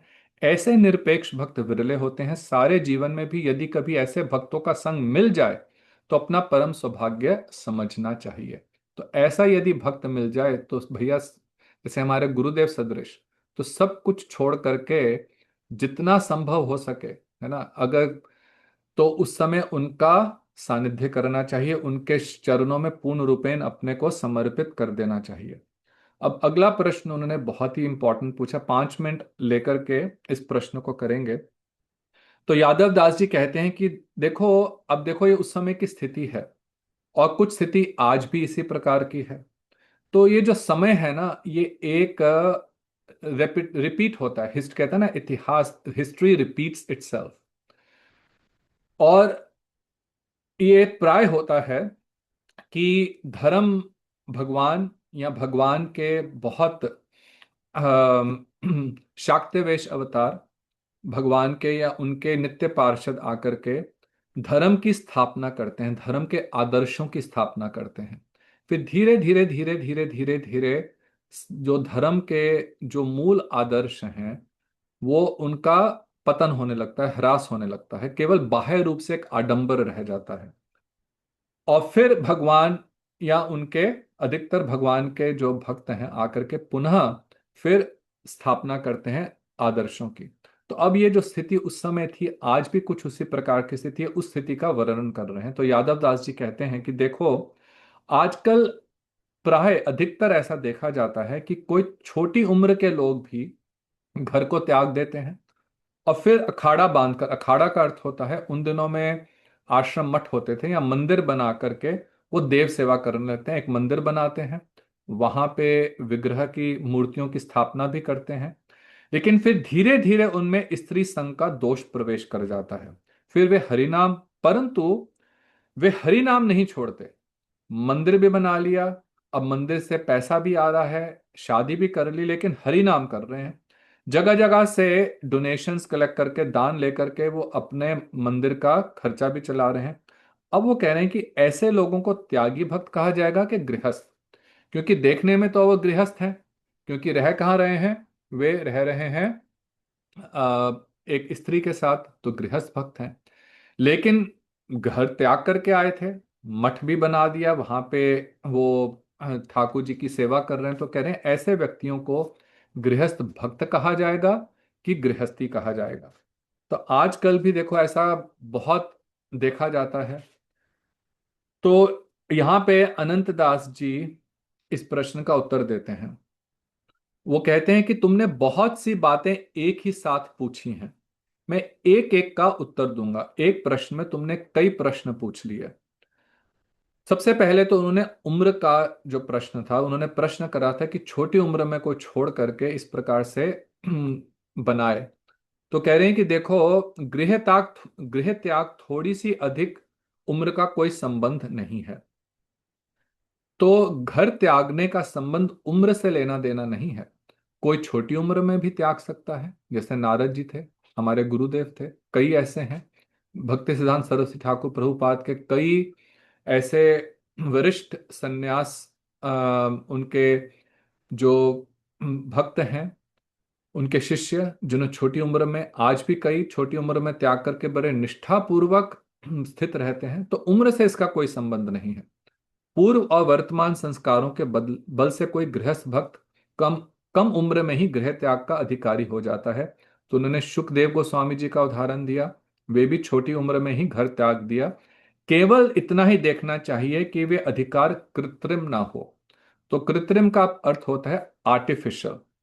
तो कह रहे हैं कि यदि कोई आर्टिफिशियली त्यागता है तो फिर यथार्थ निरपेक्षता उत्पन्न होने पर कम उम्र से कोई बाधा नहीं पड़ती। कहते हैं यदि कोई आर्टिफिशियली त्याग करेगा तब भजन में त्याग करने के बाद बाधा उत्पन्न होती है, लेकिन छोट वैसे यदि कोई वास्तव में अनासक्त है तो कोई प्रॉब्लम नहीं है। कल मैं किसी का कुछ सुन रहा था वक्तव्य, तो बहुत सुंदर वो संत बोल रहे थे कि देखो आजकल मठ मंदिर बहुत बन गए हैं, आश्रम बन गए हैं, लेकिन घर को त्यागने वाले अधिक लोग नहीं हैं। क्योंकि पहले हम लोगों ने भी बचपन में देखा, जब आप जाते थे तो कम आश्रम होते थे। अधिकतर लोग हरिद्वार जाते थे तो अधिकतर लोग जो कम आश्रम होते थे, और वहां पे अनासक्त जो त्यागी थे वही आकर के रहते, भजन करते। तो कह रहे हैं कि आजकल इतने अधिक मठ मंदिर बन गए हैं, अब सब मठों को चलाना भी है, मंदिरों को चलाना भी है, तो लोग घर भी छोड़ कम रहे हैं। तो अब आजकल क्या ट्रेंड हो गया है कि भाई आओ मंदिर में सेवा करो, आपको उसके लिए कुछ मिलेगा। तो ये भी एक जो जो समय की स्थिति के कारण कई चीजें बदल गई हैं। लेकिन जो यहाँ पे कहने का तात्पर्य, कुछ समय की स्थिति के कारण कुछ ठीक भी है कुछ गलत, लेकिन यहाँ पे जो भक्तिविनोद ठाकुर बता रहे हैं वो बता रहे हैं कि आदर्श क्या है, स्टैंडर्ड क्या है। तो कह रहे हैं यथार्थ निरपेक्षता और कृत्रिम निरपेक्षता किसे कहते हैं। इसका वो बहुत सुंदर अर्थ देंगे कि एक्चुअल, रियल रिनंसिएशन क्या है, निरपेक्षता क्या है, और आर्टिफिशियल निरपेक्षता क्या है। इसको समझना बहुत इंपॉर्टेंट है। इसको हम लोग अगली बार लेंगे, समय हो गया है, तो अगली बार हम इस प्रश्न से आगे कंटिन्यू करेंगे। तो आज यहीं पे हम लोग आज की क्लास को विश्राम देते हैं। गौर प्रेमानंदे, हरि हरि बोल। तो यदि किसी का प्रश्न है, आप सबका बहुत धन्यवाद, बहुत शांति से सब कथा क्लास सुन रहे थे। यदि किसी का प्रश्न है, एक यहाँ पे प्रश्न है, प्रभु जी मन और बुद्धि तो भौतिक है, फिर वो आत्मा को कैसे वश में कर लेते हैं। तो बहुत सुंदर प्रश्न है कि मन और बुद्धि तो भौतिक हैं, तो सूक्ष्म शरीर का हिस्सा है मन और बुद्धि, तो आत्मा को कैसे वश में कर लेते हैं। देखो, आत्मा को आवरण कर लेते हैं, कवर कर लेते हैं।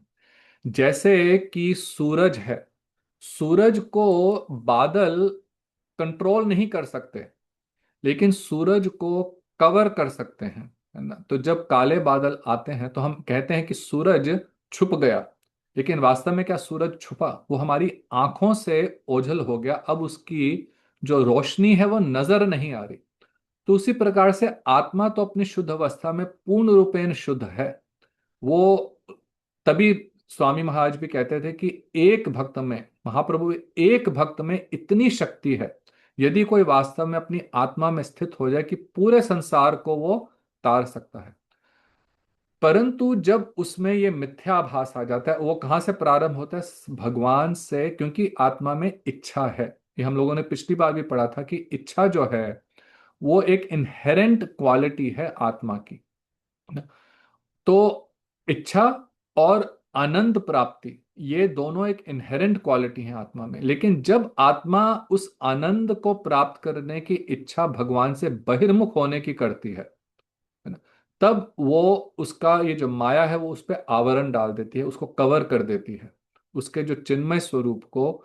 और जो उसका चिन्मय मन और चिन्मय बुद्धि, चिन्मय जो उसका अहंकार है ना, जैसे ये मिथ्या अहंकार है, उसी प्रकार से एक हम लोगों का चिन्मय अहंकार है, रियल अहंकार है कि मैं कृष्ण का नित्य दास हूं, उसको वो कवर कर देती है। तो उस समय जो आत्मा का जो शुद्ध स्वरूप है वो नजर नहीं आता, है ना। तो ये है, पर मन और बुद्धि, ये माया इनके माध्यम से, भौतिक मन और बुद्धि के माध्यम से बादल की तरह आत्मा को कवर कर लेती है। हाँ जी, श्यामा दीदी, आपका प्रश्न है।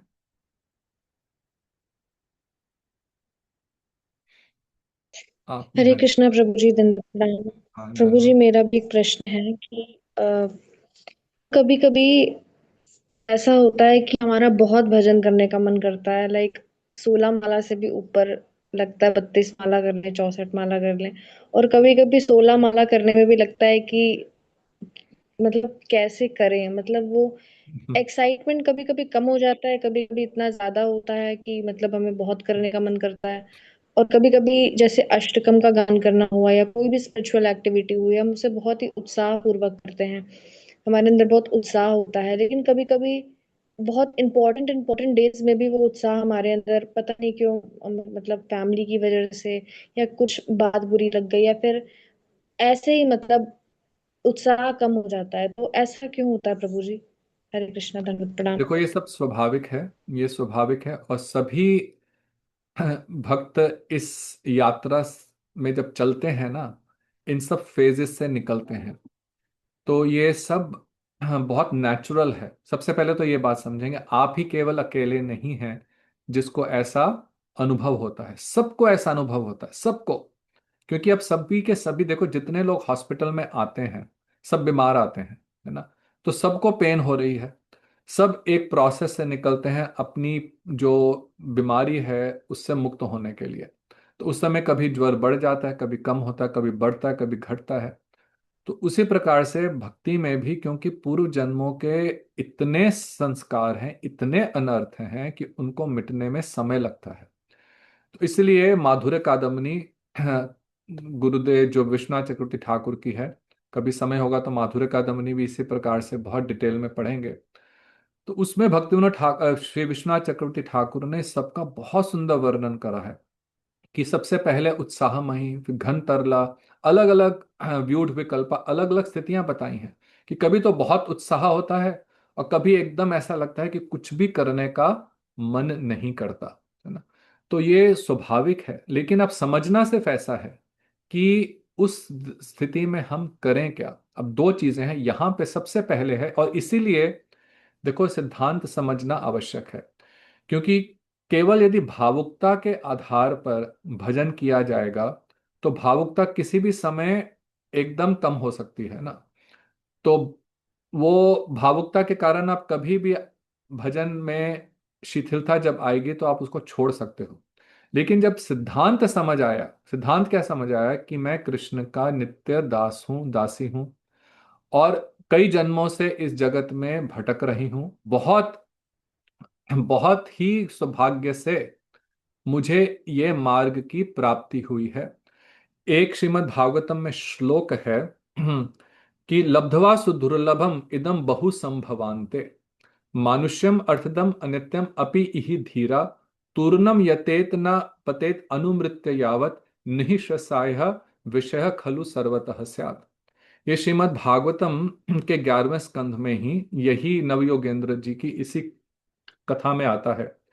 श्री भक्ति सिद्धांत सरस्वती ठाकुर ने अभी गौड़िया मठ की जब स्थापना करी थी, उल्टा डंगा एक जगह है कलकत्ता में, वहां पे एक किराए के मकान में उन्होंने, एक के दो फ्लोर थे वहां किराए पे, उन्होंने गौड़िया मठ की का प्रारंभ करा, प्रचार अपना प्रारंभ करा। उन्होंने 9 वर्ष 100 करोड़ हरिनाम का जब प्रण लिया था, उसके बाद प्रारंभ करा। तो टेरेस पे वे कथा करते थे, इस एक श्लोक पे उन्होंने 30 दिन, 30 दिन, एक महीना लगातार प्रवचन करा, कई कई घंटे। और अंत में भी कहा कि मेरे को जो खेद है कि मैं पूरी तरह से इस श्लोक को नहीं समझा पाया। क्यों? क्योंकि श्लोक वो यही समझाना, सबसे पहले वो कह रहे हैं लब्ध्वा सुदुर्लभम इदम बहु संभवान्ते, कि ये जो मनुष्य जन्म है वो बहुत दुर्लभता से प्राप्त हुआ है। अब इस बात को हम सुन तो लेते हैं लेकिन समझ नहीं पाते, इसलिए उन्होंने इस बात को बहुत डिटेल में समझाया कि किस प्रकार से 84 लाख योनियों में, अलग अलग योनियों में भटकते हम इस मनुष्य जन्म में हैं, और ये कितना दुर्लभ है। तो जब हमें ये सिद्धांत समझ आएगा, जो कहने का तात्पर्य है, जब ये सिद्धांत हमें समझ आएगा और इसको समझ करके जब हम भजन करेंगे, तब जब शिथिलता आएगी तो उस समय इस सिद्धांत के सहारे, इन तत्वों के सहारे हम अपने को पुश करेंगे। है ना? कई बार होता है जब बच्चा भी पढ़ाई में पढ़ रहा है, कभी तो इंटरेस्ट होता है, कभी बिल्कुल मन नहीं करता, लेकिन उसको पुश करना पड़ता है अपने आप को, आपको उसको पुश करना पड़ता है कि बेटा एग्जाम है, पढ़ लो अभी, पढ़ लो। तो उसको थोड़ी है ना, फोर्स करना पड़ता है। तो उसी प्रकार से आपको भी अपने आप फोर्स, नहीं तो यहीं पे सत्संग का इंपॉर्टेंस है, भक्तों के, अच्छे भक्तों के संग में वो फोर्स हमें दोबारा मिले, है ना? पुश करें कि नहीं भैया, मेरा मनुष्य जन्म ये बहुत ही लिमिटेड है, किसी समय भी मृत्यु हो सकती है। इसलिए वो कहते हैं तूर्णम यतेत अनुमृत्य यावत, कि समय होते हुए, इससे पहले कि ये जीवन हाथ से निकल जाए, इस समय को वेस्ट मत करो। अब जब ये बात समझ आएगी ना, तो आपको वो जो शिथिलता आती है, जो इंटरेस्ट कभी कभी कम हो जाता है, फिर आप अपने को कहोगे नहीं, मुझे दोबारा से उठ करके खड़े होना है ना? और फिर दोबारा से हरि नाम और अपने नियमों का पालन करने लोग, इसलिए वैदिक भक्ति है कि इस प्रारंभिक स्टेज में हम लोग को डिसिप्लिन से फॉलो करना है, क्योंकि अभी हम लोग राग से प्रेम से भजन नहीं करते, इसलिए डिसिप्लिन से फॉलो करना है, इसलिए डिसिप्लिन बनाया जाता है। तो आपकी जो फीलिंग्स हैं, जो आप एक्सपीरियंस कर रहे हो, वो नेचुरल है, वो स्वाभाविक है। और बस इसमें ये ध्यान रखना है कि छोड़ना नहीं है। उत्साह धैर्यात निश्चयात, कि उत्साह रखना है, कुछ पेशेंस रखनी है और निश्चय रखना है, डिटर्मिनेशन रखनी है कि कुछ भी हो जाए मैं इस पथ को नहीं छोड़ूंगा। और तभी वो आएगा जब इस बात में पूर्ण कन्विक्शन होगी, 100% कन्विक्शन, कि जिस रास्ते में चल रही हूं वो रास्ता बिल्कुल ठीक है।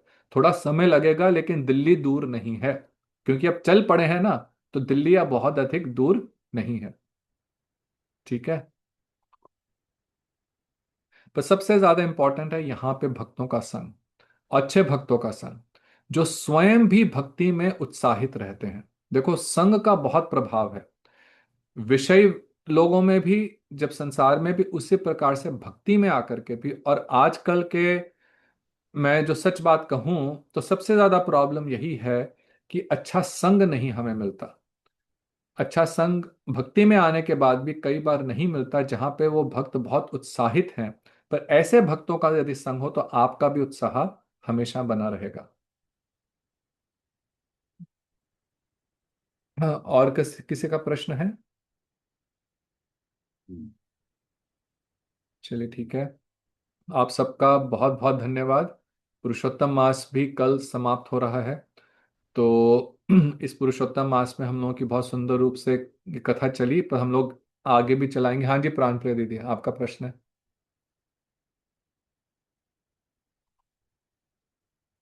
पिछला कोई भी गलती से हुआ।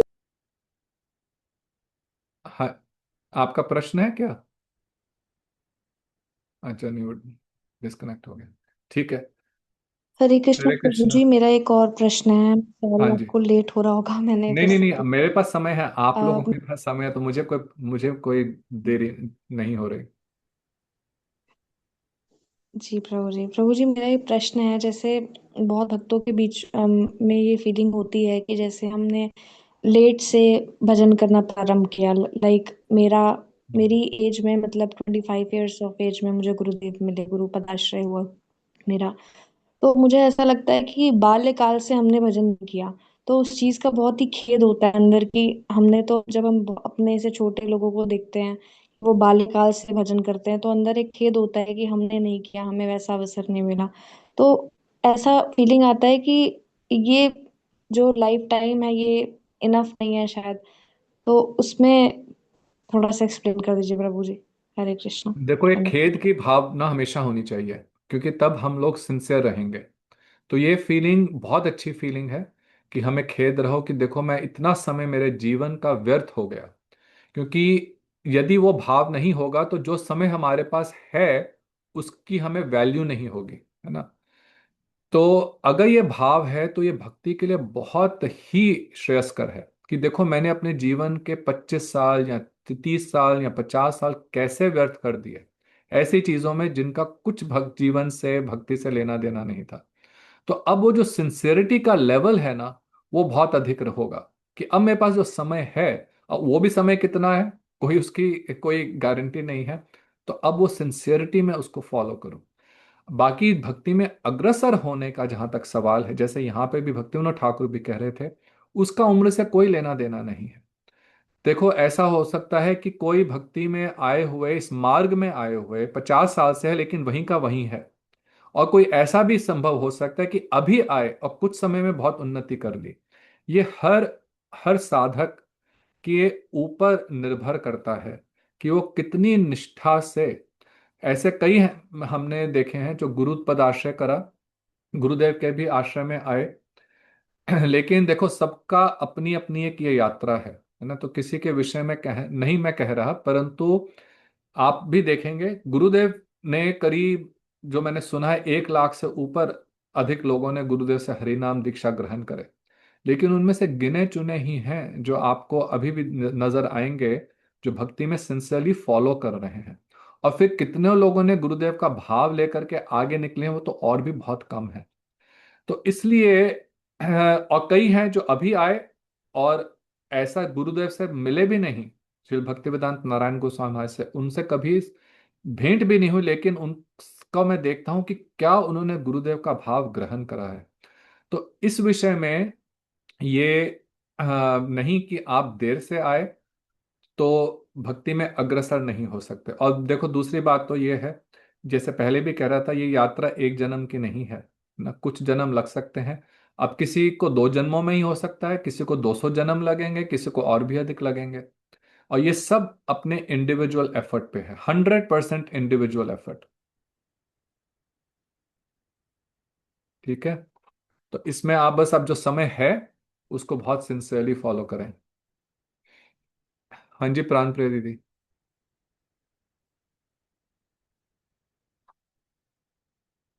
आपका प्रश्न है?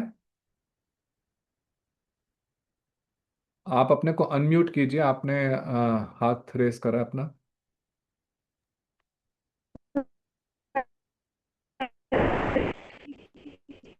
आपकी आवाज नहीं आ रही।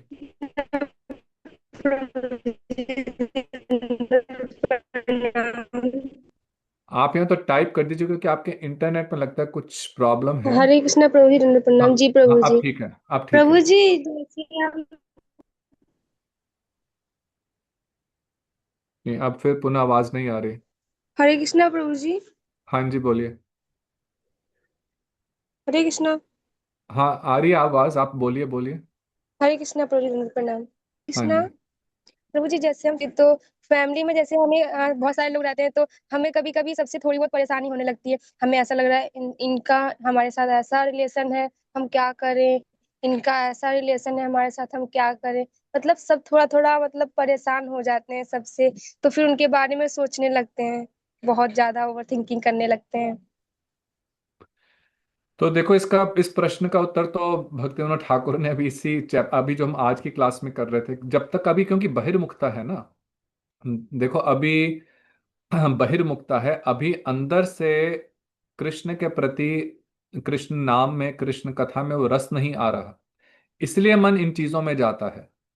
जब मन पूरी तरह से नाम रूप, कृष्ण के नाम रूप गुण लीला में लगेगा, तब आप सोचोगे आएगा भी ना, माइंड में आएगी बात, लेकिन आप कहोगे क्या बेकार की बात है, इनसे मुझे क्या लेना देना है, मैं अपना टाइम क्यों वेस्ट करूं। तो इसलिए ये समय लगता है।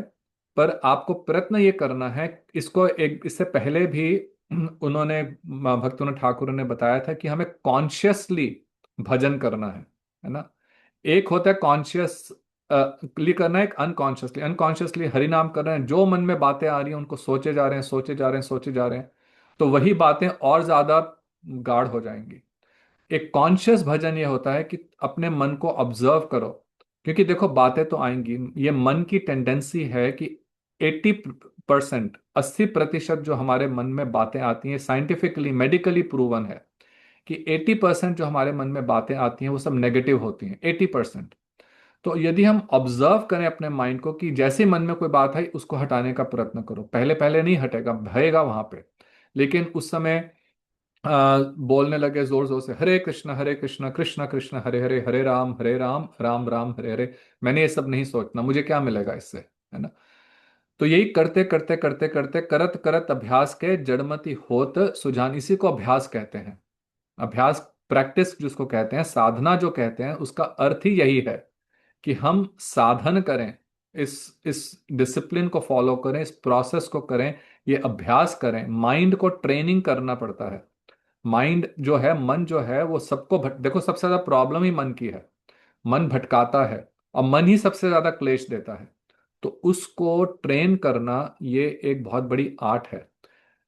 तो इस पे मैंने कई बार, मैं अलग से सेमिनार करता हूँ माइंड मैनेजमेंट के ऊपर। गीता में तो भगवान ने मन के ऊपर बहुत विस्तार से इस विषय को समझाया है कि कैसे अपने माइंड को कंट्रोल करो। तो जो आपका मन इधर उधर जाता है ना, तो वो इसीलिए है क्योंकि अभी एक तो बहिर्मुखता है, अभी रस नहीं है। और कैसे आएगा, कॉन्शियसली अपने मन को ऑब्जर्व करो, और अधिक से अधिक कोशिश करो।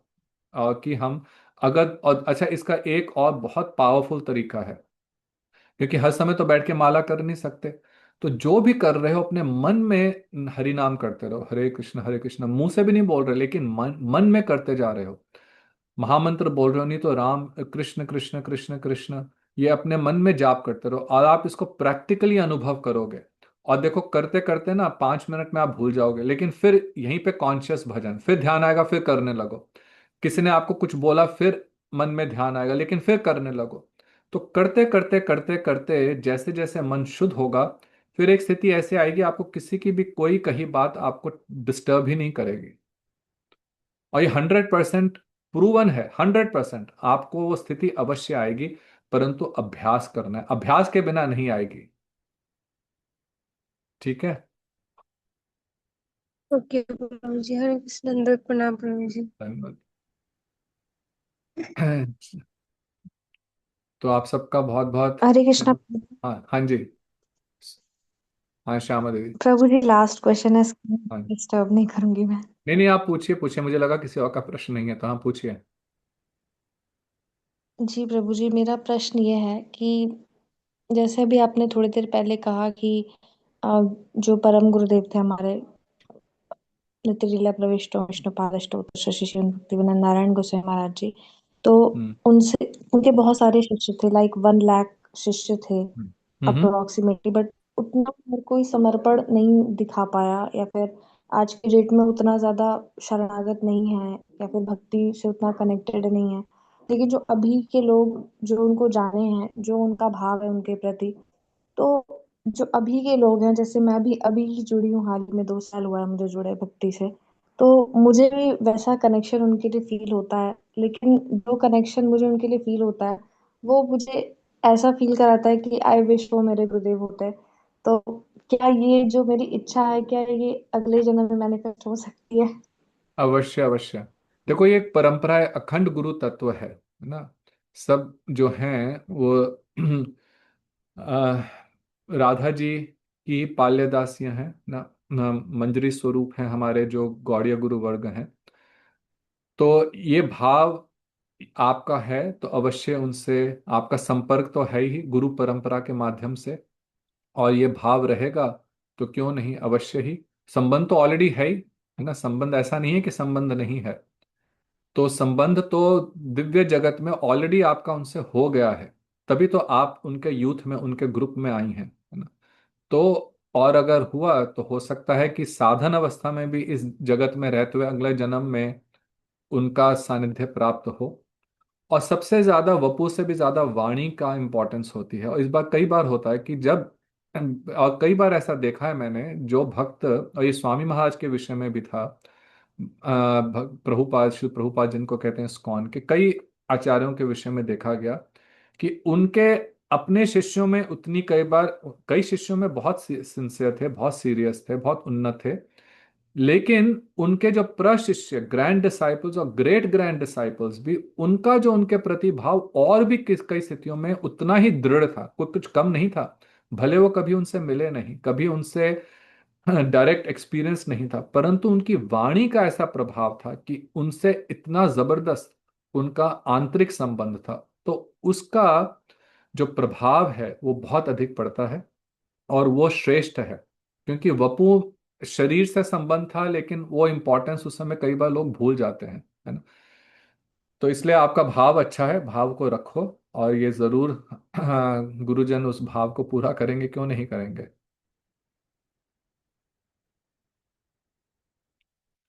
प्रभु जी, हरे कृष्णा, दंडवत प्रणाम। हरे कृष्णा, धन्यवाद। चलिए आप सबका पुनः पुनः बहुत बहुत धन्यवाद। तो अगले शनिवार हम लोग पुनः इसी अध्याय को आगे पढ़ेंगे। तब तक के लिए हरे कृष्णा, गौर प्रेमानंदे, हरि हरि बोल।